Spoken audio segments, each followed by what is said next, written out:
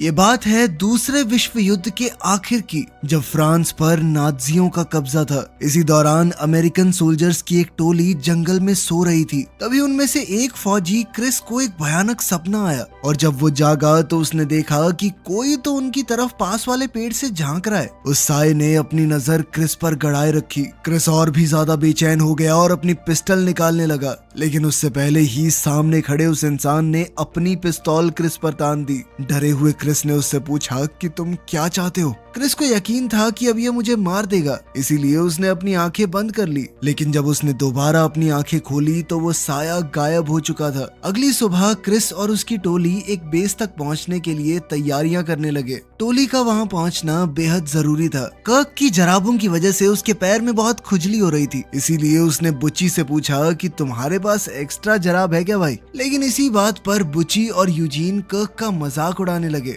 मजाक में बात थोड़ी ज्यादा बढ़ गई, लेकिन तभी क्रिस ने टोली को आगे बढ़ने का ऑर्डर देकर झगड़ा रोक दिया। बेस की तरफ जाते वक्त सोल्जर्स को एक जीप की आवाज सुनाई दी और सभी अपनी बंदूकें और ग्रेनेड बॉम्ब लेकर तैनात हो गए। फौजियों ने जीप को उड़ा दिया और फिर बचे हुए दुश्मनों को खत्म करने के लिए उनके पास चले गए। टैपर्ट ने एक ऑफिसर से एसएस पैच इनाम के रूप में निकाल लिया और उसके एक सोने के दांत को भी। जब बुची नक्शे और खुफिया मैसेज को ढूंढ रहा था, उसी वक्त कर्क को एक और सैनिक मिल गया जिसकी हालत बाकी लोगों से बेहतर लग रही थी। जब उन्हें पता चला कि वो एक मेजर है तो बुची ने उससे दो हाथ करने का फैसला किया, लेकिन मेजर को इस सब में कोई दिलचस्पी नहीं थी और वो क्रिस के लोगों को अपने लोगों का सामान लूटते देखकर गालियां देने लगा। तभी एक और सैनिक जाग गया और बुची ने उसका सर कुचल दिया। ये देखकर मेजर का भी खून खौल गया। उसने बुची से कहा कि आजा फिर, आजा लड़ते हैं। लड़ाई के दौरान जल्द ही वो नाजी मेजर बुची पर भारी पड़ने लगा। फिर क्रिस ने अपने आदमियों की तरफ मुड़कर उन्हें पीछे हटने का ऑर्डर दिया, क्योंकि उसे समझ आ गया कि उन्होंने रास्ते में गलत मोड़ ले लिया था। जाने से पहले टैपर्ट ने एक नाजी का कोड भी ले लिया। फिर जब वो गांव के इलाके से गुजर रहे थे तो उन्हें आगे जंगल में किसी की आवाज सुनाई दी और सभी रुक कर उनका इंतजार करने लगे। तभी रेफ्यूजीज का एक झुंड बाहर आया। टैपर्ट उनकी तरफ भागा जहां एक औरत एक बच्चे के साथ उसका इंतजार कर रही थी। उसने औरत को कोट, सोने के दांत और एसएस पैच दे दिया। इसके बाद फौजी जलते हुए गांव और सुनसान इलाकों के बीच से होते हुए मिलिट्री बेस की तरफ बढ़ते रहे। तब क्रिस ने बताया कि जिस बेस पर हम जा रहे हैं वो असल में एक महल है, जिसे सुरक्षित रखना अब हमारी जिम्मेदारी होगी। जब वो लोग महल के बाहर पहुंचे तो उन्होंने जीप में एक गार्ड को सोते हुए देखा। उन्होंने जैसे ही उसे जगाया वो तुरंत अंदर भाग गया। अंदर जाते ही उसने अपने लोगों को बताया कि अब हम आखिरकार यहाँ से जा सकते हैं। सोल्जर्स महल के अंदर गए और देखा कि बाकी लोग जितनी जल्दी हो सके उतनी जल्दी वहाँ से निकल रहे हैं। जाने से पहले बुची ने उनसे कहा कि अपना रेडियो महल में ही छोड़ दो। क्रिस को शक हुआ कि ये सब इतनी जल्दी क्यों कर रहे हैं, ये जगह तो इतनी बढ़िया है। तभी कमांडिंग ऑफिसर ने उसे बताया कि ये लोग छुट्टियां लेना चाहते हैं और ये सुनकर उसने उन्हें जाने दिया। बाद में कुछ लोग किचन में लंच बनाने लग गए और क्रिस ने घर का जायजा लेने का फैसला किया, जो कि यूजीन पहले से कर रहा था। उसे एक पियानो मिला और वो बैठकर उसे बजाने लगा। पियानो की धुन खाली महल में गूंजने लगी। वहीं क्रिस महल में बनी हुई लाइब्रेरी में चला गया और उसने देखा कि जमीन पर एक बड़ा सा जलने का निशान है, जहाँ पहले कभी एक कुर्सी हुआ करती थी। और तभी उसे पास बनी हुई जाली से कुछ अजीब आवाजें सुनाई देने लगी, जिन्हें वो समझ नहीं पा रहा था। वहीं बुची को भी बाथरूम में किसी की आवाज सुनाई दी। वो चेक करने गया तो दरवाजा बंद था, पर जैसे ही वापस मुड़ा दरवाजा अपने आप खुल गया। बाद में सब लोग एक साथ खा पीकर आराम करने लगे, लेकिन तभी उन्हें अजीब आवाजें सुनाई देने लगी और वो अपने हथियार लेकर देखने चले गए। टैपर्ट और बुची सीढ़ियों से गए और मेन दरवाजा चेक करने लग गए। तभी कर्क और क्रिस ने अपने पास एक आवाज सुनी, लेकिन समझ नहीं पाए कि ये है क्या। इसके बाद वो एक कमरे में गए जहाँ सारी चीजें ढकी हुई थी। वहाँ तो कुछ नहीं मिला। फिर जब वो किचन तक पहुँचे तो समझ आया कि आवाज दूसरे कमरे से आ रही है और जैसे ही उन्होंने अंदर जाने की तैयारी की तो दरवाजा अचानक अपने आप खुल गया। दोनों आदमी कमरे में दाखिल हुए जहाँ उन्होंने एक पर्दा देखा जो अगले कमरे को इससे अलग कर रहा था। फिर जैसे ही उन्होंने पर्दा हटाया तो कर्क और क्रिस ने एक आदमी को खिड़की के सामने लटका हुआ देखा, जो फिर अगले ही पल गायब भी हो गया। खैर कुछ ही घंटों में रात हो गई और सभी फौजी अब आग के सामने बैठकर भूतों की कहानी सुनाने लगे। उसी वक्त टैपर्ट अपनी दूरबीन से खिड़की के बाहर देख रहा था। यूजीन ने उन्हें एक डायरी के बारे में बताया जो उन्हें बेसमेंट में मिली थी, जो कि एक 18 साल के नाजी की थी जिसने घर पर कब्जा किया था। तभी अचानक सब लोगों को आग वाली जगह से खटखटाने की आवाज सुनाई देने लगी और क्रिस कहने लगा कि ये तो कोई कोड लग रहा है। यूजीन उस कोड को समझने की कोशिश करने लगा, जिसका मतलब बना कि मेरे पैर नहीं है। तभी अचानक आवाज बंद हो गई। क्रिस ने अपने आदमियों से कहा कि अभी के लिए आराम करो, लेकिन तब भी एकदम सतर्क रहना। उसने टैपर्ट को छत के नीचे वाले कमरे में जाने को कहा, क्योंकि निगरानी रखने में उसका कोई जवाब नहीं। उधर यूजीन बेसमेंट में एक संदूक खोलने की कोशिश करने लगा, लेकिन जब नहीं खुली तो हार मानकर ऊपर ही बैठ गया। उसने महल में रहने वाले परिवार की फोटो देखी और नाजी सोल्जर्स की डायरी में उनके बारे में पढ़ने लगा। तभी अचानक से उसकी मोमबत्ती बुझ गई। उसने लाइटर जलाने की कोशिश की तो देखा कि पीछे कुछ था, और जब उसने दोबारा मोमबत्ती जलाई तो देखा कि फोटो से परिवार गायब हो गया था। ऊपर छत वाले कमरे में टैपर्ट ने खिड़की पर अपनी राइफल सेट की और स्कोप की मदद से बाहर देखने लगा। तभी कमरे में उसके पीछे कोई दिखाई दिया। जब उसने स्कोप से बाहर की तरफ देखा तो उसे फांसी पर लटका हुआ एक आदमी नजर आया, लेकिन अगले ही पल वो गायब हो गया। टैपर्ट ने नजर बनाए रखी और तभी अचानक एक लड़का भूत की शक्ल में सामने आ गया, जिससे टैपर्ट डर गया। उसी वक्त अलमारी से जोर की आवाज आई। टैपर्ट बाहर गया ये देखने की चल क्या रहा है। तभी उसने देखा कि क्रिस महल के अंदर से उसे देख रहा था। अगले दिन यूजीन, कर्क और क्रिस बालकनी में बैठकर बात करने लगे कि पिछले सोल्जर्स कितनी जल्दी वहां से निकलना चाहते थे। अब यूजीन ने दूसरों को टैपर्ट से जुड़ी हुई एक कहानी बताई जो पेरिस में घटी थी। उसने कहा कि मैंने टैपर्ट को खून से भरे एक पूल में बैठा हुआ पाया था, जहां उसके आसपास 7 छोटे बच्चों की कटी हुई लाशें थी। टैपर्ट अपने हाथों में एक रस्सी पकड़े बैठा था, मानो वो किसी के साथ रस्सी से खेल रहा हो। साथ ही उसकी आंखों में एक डरावना डर था। इस पर क्रिस ने कहा कि मुझे तो बहुत खुशी है कि टैपर्ट हमारे साथ है। तभी टैपर्ट भी अचानक से बालकनी में आ गया। उसने उन्हें बताया कि पिछली टीम यहाँ से इसलिए निकलना चाहती थी क्योंकि उन्होंने रेडियो पर सुना था कि लगभग 50 जर्मन फौजी महल के पास से गुजरते हुए स्ट्रासबर्ग शहर जा रहे हैं। उसने अपने आदमियों को सलाह दी कि जब तक फौजी यहाँ से निकल नहीं जाते हमें जंगल में छुप जाना चाहिए, लेकिन क्रिस का कहना था कि हमें तो महल की हिफाजत करने का काम मिला है। टैपर्ट ने कहा कि चलो यही मर्जी है तो मैं छत वाले कमरे पर जा रहा हूँ ताकि वक्त रहते उन्हें देख सकूं, और उसने यूजीन को भी अपने साथ चलने को कहा। वहां पहुंचकर जब उन्होंने तैयारी शुरू की तो उन्हें मैट के नीचे फ्लोर पर एक बड़ा सा निशान मिला। यूजीन का मानना था कि नाजियों ने शायद घर में रहने वाले लोगों को किसी खास तरीके से मारा है, और इस बात को उसने हिटलर के रहस्यमयी शौक से जोड़ दिया। उन्होंने इस पर ज्यादा बात नहीं की और कमरे की अलमारी को एक तरफ से दूसरी तरफ ले जाने लगे। जैसे ही अलमारी ने निशान को छुआ, अलमारी का दरवाजा यूजीन की उंगलियों पर बंद हो गया और उसकी एक उंगली टूट गई। उसे लगा कि टैपर्ट ने जानबूझकर ऐसा किया है, इसीलिए उसने उसे अलमीरा की तरफ धक्का दे मारा। फिर जब उसने शीशे में देखा तो उसे एक लटकी हुई औरत की परछाई नजर आई। बाद में यूजीन, क्रिस और कर्क रेडियो पर एक आवाज सुन रहे थे। तभी उन्हें कुछ बहुत डरावनी आवाजें सुनाई देने लगी। इसी दौरान उन्हें एक औरत की आवाज भी सुनाई दी जो कह रही थी कि वो तुम्हारे लिए आ रहे हैं। अब तो सबने मान लिया कि ये महल भूतिया है, और कर्क ने कहा कि नाजियों के आने से पहले हमें यहाँ से निकल जाना चाहिए। अचानक आग वाली जगह पर फिर से कोड वाली आवाजें आने लगी। यूजीन ने उस कोड को तोड़ा और उसका मतलब निकला कि अगर तुम यहाँ से निकले।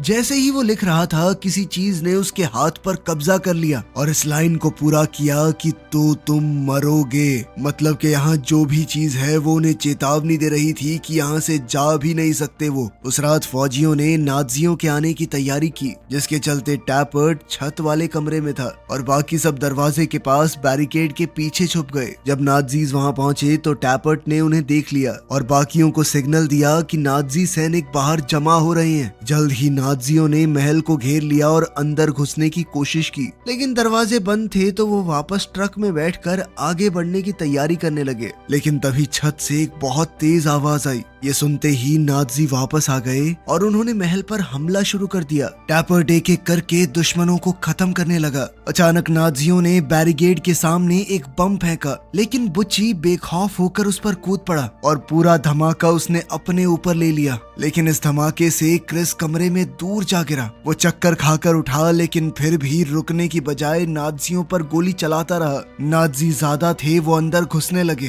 तभी क्रिस बेसमेंट की तरफ भागकर सीढ़ियों के नीचे छुप गया ताकि वो अपने आप को छुपाकर पीछे आने वाले ऑफिसर्स पर हमला कर सके। इसी बीच यूजीन लाइब्रेरी में छुप गया। तभी उसे अपने पीछे किसी की आहट सुनाई दी और एक बार फिर जाली से अजीब आवाजें आने लगी। उसने अपनी बंदूक तैयार की, लेकिन जैसे ही वो टेबल के नीचे से बाहर आया तो उसका सामना किसी नाज़ी से नहीं बल्कि एक भूत से हुआ जो अचानक आग में जल उठा। तभी एक जर्मन फौजी ने बुच्ची का बुरी तरह से तबाह हुआ शरीर देखा। फिर पास में एक दूसरी लाश पड़ी थी, वो उसे चेक करने लगा। तभी क्रिस ने मुड़कर उसे और बाकी 2 आदमियों को मार गिराया।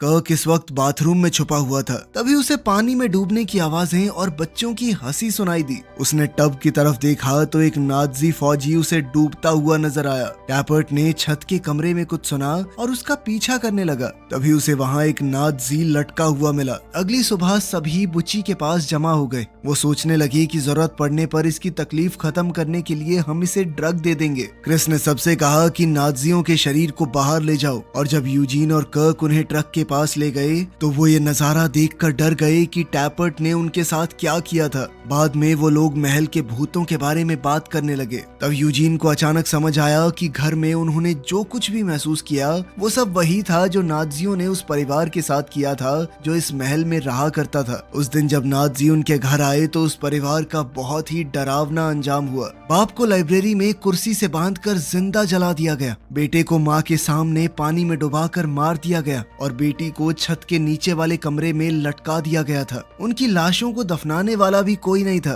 तभी क्रिस ने पूछा कि क्या इसी वजह से वो भूत बन गए। यूजीन बुच्ची की हालत को देखने लगा। तभी वो टैपर्ट की आहट से डर गया जो उसके पास आया था ताकि पेरिस वाली कहानी को अपने तरीके से बता सके। यूजीन का मानना है कि सब कुछ आसानी से समझना मुमकिन नहीं होता और टैपर्ट की कहानी में तो अलग ही गहराई है जो उसे अब जाकर महसूस हुई थी। बाद में क्रिस को टब के बारे में एक सपना आया जिसमें एक भूत उसके सामने आया और उसे डुबाने की कोशिश करने लगा। जब उसे पानी में खींचा गया तो उसने 3 मास्क पहने हुए सोल्जर्स को देखा जो पहले नर्स में बदल गए फिर वापस सोल्जर बन गए। तभी क्रिस जाग गया। अगले दिन उन्होंने बुच्ची का ख्याल रखा और महल छोड़ने के बारे में बातें की, फिर चाहे उन्हें अपनी पोस्ट छोड़ने के लिए कोर्ट मार्शल का सामना ही क्यों ना करना पड़े। उसके बाद क्रिस और यूजीन बेसमेंट में वापस चले गए ताकि परिवार से जुड़ी कोई और चीज ढूंढ सके। यूजीन अपना लाइटर ढूंढने लग गया और क्रिस को डायरी मिल गई, लेकिन उसे लगा कि डायरी के पन्ने खाली हैं। जब यूजीन वापस आया तो उसने इस बारे में थोड़ा अजीब बर्ताव किया।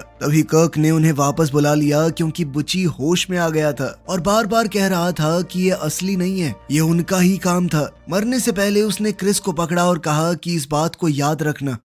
उस रात बाकी बचे हुए फौजी महल छोड़ने की बात करने लगे, लेकिन क्रिस ने कहा कि हमें पहले परिवार की लाशों को दफन करना होगा। वो सबको परिवार के बारे में पता लगाने को कहने लगा। अचानक डायरी के पन्ने फिर से लिखे हुए दिखाई दिए। यूजीन ने कहा कि मैं डायरी के अंदर सबूत ढूंढ कर रहूंगा ताकि परिवार की लाशें हैं कहां पर ये पता चल सके, पर उसका मानना था कि इससे पहले हमें महल छोड़ देना चाहिए। इसके बाद फौजियों ने गार्डन में बुच्ची को दफना दिया और फिर वहां से निकल गए। बेस कैंप की तरफ वापस चलते हुए उन्होंने सड़क पर एक टूटी हुई एम्बुलेंस देखी और उन्हें वही रेफ्यूजीज का झुंड दोबारा नजर आया। वो आगे बढ़ते हुए अभी भी उस परिवार के बारे में बात कर रहे थे। जल्द ही वो लोग एक अजीब सी बिल्डिंग के पास से गुजरे और बाद में वो लोग फिर से उसी एम्बुलेंस तक पहुंच गए। अब उन्होंने वापस मुड़ने का फैसला किया। फौजियों की टोली दोबारा उस बर्बाद शहर से गुजरी जहां से वो पहले गुजरे थे और उस रात वो सब जंगल में ही सो गए। सोते हुए टैपर्ट ने सपना देखा कि उसे फांसी से लटका दिया गया है, लेकिन जब उसकी आंख खुली तो उसने खुद को जंगल में ही पाया। उसके स्लीपिंग बैग के पास कुछ लिखा हुआ था। अगले दिन टोली दोबारा से एम्बुलेंस के पास से गुजरी और जब उन्होंने मुड़कर देखा तो उन्हें उन नाज़ियों की लाशें नजर आई जिन्हें उन्होंने पहले मारा था।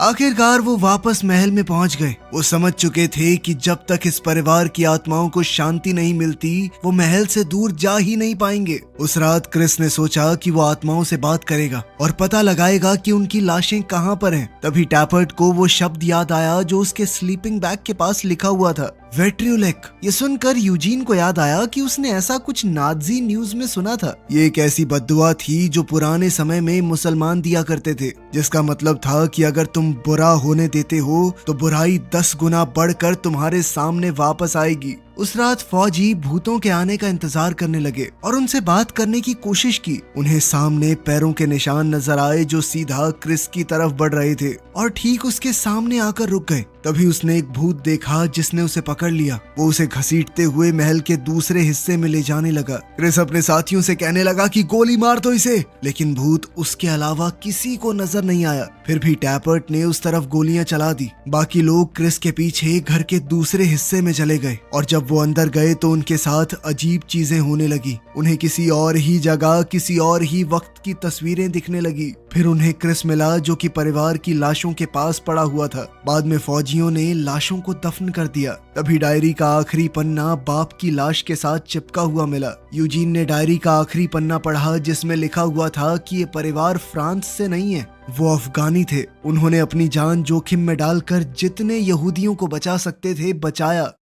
बाद में महल के अंदर यूजीन को परिवार की डायरी का एक बार फिर से ख्याल आया और वो उसे दोबारा पढ़ने लगा, मगर अब डायरी में लिखे शब्द बदल चुके थे। इस बार ये लिखा था कि लाशों को दफन करने से भूतों को वापस आने की ताकत मिल चुकी है। तभी अचानक से लाइट चली गई। जब टैपर्ट छत वाले कमरे के बीचों बीच बैठा हुआ था तभी पूरे परिवार के भूत महल में दिखाई देने लगे। भूतों ने फौजियों पर हमला कर दिया और फौजी उनसे लड़ने और उन पर गोली चलाने की कोशिश करते रहे, लेकिन उन पर गोलियों का क्या ही असर होता। अचानक भूतों में हलचल होने लगी और बुची का शरीर एक बार फिर से क्रिस के सामने प्रकट हो गया। वो कहने लगा कि ये सब सच नहीं है। फिर एक भूत उसे आईने के सामने ले गया और कहने लगा कि याद करो। तभी अचानक से क्रिस की आंखें खुली। उसने खुद को नर्सों और डॉक्टर्स के बीच घिरा हुआ पाया। फिर उसने कमरे के आसपास देखा तो उसकी नजर अपने मरे हुए साथियों पर पड़ी। उसने अपनी चादर हटाई और देखा कि उसकी टांगे नहीं है। फिर डॉक्टर ने उसे बताया कि तुम्हारी यादें कुछ देर में वापस आ जाएंगी। अब क्रिस ने याद करना शुरू किया। असल में क्रिस अफगानिस्तान में एक फौजी था और उसकी टोली को एक डॉक्टर को बचाने के ऑर्डर मिले थे जो कि अमेरिकन की मदद कर रहा था। उसका मिशन था उस डॉक्टर को काबुल में एक सुरक्षित घर तक पहुंचाना। जब वो फिर से वर्तमान में आया तो डॉक्टर ने उससे थोड़ी बातचीत की कि कैसा लग रहा है, कैसा महसूस कर रहे हो, वो सब। तभी क्रिस अपनी एक और याद में जाने लगा जहाँ उसने टैपर्ट को 2 लड़कों से बात करते हुए देखा जो कि आपस में खेल रहे थे और टैपर्ट ने उनमें से एक को अपने बेटे का खिलौना दे दिया। इसके बाद टोली घर के अंदर चली गई और उन्होंने डॉक्टर के परिवार को बताया कि उन्हें तुरंत निकलना होगा। लेकिन तभी क्रिस को ऊपर से ऑर्डर्स आए कि तुम लोगों को जल्द से जल्द छुपना होगा क्योंकि दुश्मन घर की तरफ बढ़ रहे हैं। क्रिस ने डॉक्टर से कहा कि मुझे और मेरी टीम को दीवार के अंदर छुपा दो, लेकिन फौजियों की टोली परिवार को भी मरने के लिए छोड़ना नहीं चाहती थी, मगर ऊपर से मिले ऑर्डर्स की वजह से उन्हें मजबूरन ऐसा करना पड़ा। कुछ ही पलों में दुश्मन भी घर में घुस आए। वो डॉक्टर पर अमेरिकन के साथ मिले होने का इल्जाम लगाने लगे। फिर 2 आदमियों ने बच्चों को पकड़ लिया और बेचारी माँ उन्हें छोड़ने की भीख मांगने लगी, लेकिन फिर भी दुश्मनों ने लड़के को पानी में डुबोकर मार डाला और लड़की को फंदे से लटका दिया। फौजी ये तमाशा चुपचाप देखते रहे क्योंकि उन्हें ऊपर से ऑर्डर मिले थे कि एंगेज नहीं करना। आखिर में दुश्मनों ने बाप पर मिट्टी का तेल डालकर उसे जला दिया, जबकि क्रिस और उसके साथी कुछ भी नहीं कर पाए। जब दुश्मन चले गए तो टैपर्ट ने देखा कि बच्चों को भी मार दिया गया था। इसके बाद जैसे ही फौजी घर से बाहर निकले तो माँ चिल्लाते हुए बम के साथ बाहर आई। बुची ने उसे रास्ते में पकड़ लिया लेकिन धमाके को रोक नहीं पाया और सब लोग बम की चपेट में आ गए। जब क्रिस वर्तमान में वापस आया तो डॉक्टर से पूछा कि ये सब क्या चल रहा है। डॉक्टर ने बताया कि हमने एक ऐसा सिमुलेशन बनाया था जिसमें तुम वर्ल्ड वॉर 2 में मौजूद थे। जब अफगानिस्तान में वो बम फटा तो तुम्हारा सिर्फ शरीर घायल नहीं हुआ, उस माँ की तड़प सुनकर तुम्हारे दिल में बहुत ज्यादा गिल्ट आ गई थी, उस परिवार को मरने देने की गिल्ट। ये साफ हो गया था कि ये दर्द तुम में से किसी को भी जीने नहीं देगा, इसीलिए हमने एक मिलती जुलती कहानी तैयार की और तुम्हें उस सिमुलेशन में भेजा ताकि तुम धीरे धीरे इस दर्द को समझकर इससे उभर पाओ। बुची पता नहीं कैसे एक दिन सिमुलेशन से जाग गया। जैसे ही उसने अपने शरीर को देखा तो वो तुरंत मर गया। अब क्रिस सोचने लगा कि महल में उन्होंने जो कुछ भी सुना वो असल में उनके दिमाग के सबकॉन्शियस मैसेजेस होंगे। क्रिस ने डॉक्टर को ये भी बताया कि तुम्हारे सिमुलेशन में कुछ तो गड़बड़ है, ये वेट्रिलेक वर्ड कहाँ से आ रहा था बार बार। फिर नर्स ने बताया कि हर एक फौजी ने किसी न किसी टाइम पे ये वर्ड बोला था। जब फौजियों को धमाके के बाद के पल याद आते जहां माँ ने उन सब को वेट्रिलेक कहा था, तभी अचानक लाइट्स बार बार जलने बुझने लगी और भूत वहां भी आ गए। तब क्रिस कहने लगा कि हमने उन्हें जिंदा कर दिया, उन्हें ताकत दे दी है। तभी साथ में लेटे हुए फौजियों को झटके लगने लगे और क्रिस ने कहा कि मुझे जल्दी से सिमुलेशन में वापस भेजो ताकि मैं अपने साथियों को बचा सकूं। नर्स उसे वापस भेजने के लिए मान गई और साथ ही कहा कि इससे तुम्हारी सारी यादें मिट जाएंगी। इसके बाद क्रिस की आंख सीधा जंगल में खुली जहां उसने अपने सामने एक साए को खड़ा देखा और उससे पूछा कि क्या चाहिए तुम्हें। ये पूरी कहानी एक बार फिर से शुरू हो चुकी